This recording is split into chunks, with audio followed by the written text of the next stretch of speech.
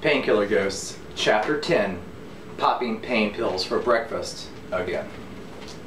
Camera slung over his shoulder, Time walks out the front door, barefoot and right on the heels of Suzanne, who's off to meet a man for brunch. He waves goodbye, she sits in her car, turns it on, he scratches his beard, pulls his baseball cap down a little more. It's earlier in the day than normal when he starts his walk, so he can take a longer walk. He's walking a little farther to the park. He likes to go there with his camera and his bare feet poking out of tan corduroys. He's been coming here since he was a child. It's not for the nature. He likes to stumble upon people, situations, and give the camera a shot or two.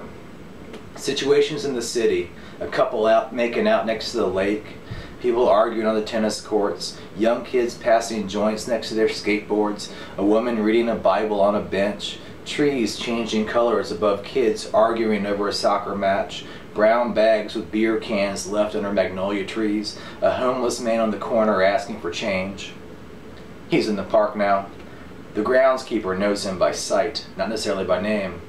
Hello, Shutterbug. Hello, caretaker. He's strolling through the grass, occasionally lifting his camera to his eye. He focuses on some birds looking for seeds. There is a woman sitting under a willow. She's weeping, and Time turns the lens towards her for 3 snaps of the shutter.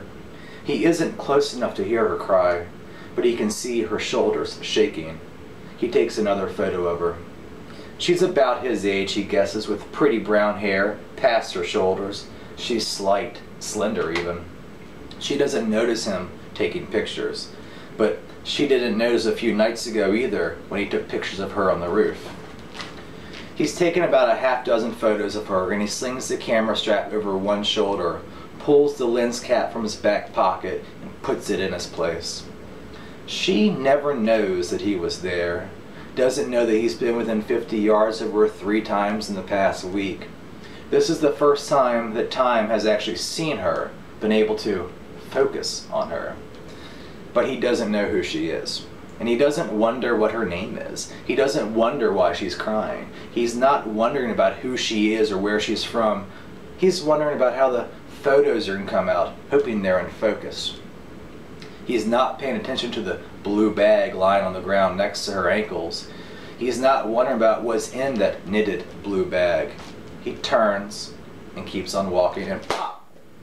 He's shot. He's hit. The camera falls and crashes to the ground. The lens cap pops off.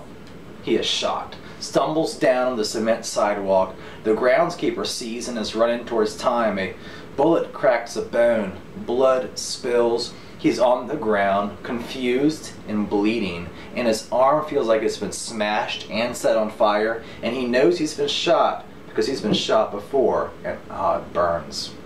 The groundskeeper is talking quickly into a cell phone, saying, "I'm getting someone, Shutterbug, I'm getting someone." Some people are running away. A couple people are running towards Time to help. Time's bleeding. He feels like he's on fire again. He's been shot in the left arm this time, low in the wrist, his focusing hand.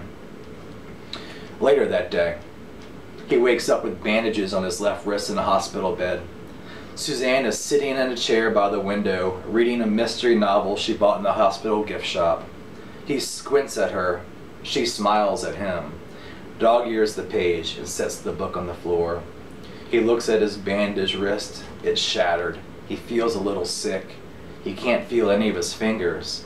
There's an IV going into his arm, dripping, and his stomach feels warm. He feels that familiar warmth right before the itching starts, leading into those dreamy dazes. What does Suzanne know that Time doesn't know? Just a little. That he's lost most of the control of his hand, at least for a while. Physical therapy awaits him. The camera is bashed and broken, but it's sitting there in the hospital room under her chair. Bones are shattered, tendons slashed and stitched, skin burnt. His eyelids are getting heavy again, and Suzanne picks up her book, opens to her page, and his eyes shut. Drip, drip, drowsy, dream, dream, drip. He hears the tags of his dogs, the one that died years ago, following him on the sidewalk, imageless. Drip, drip, dream.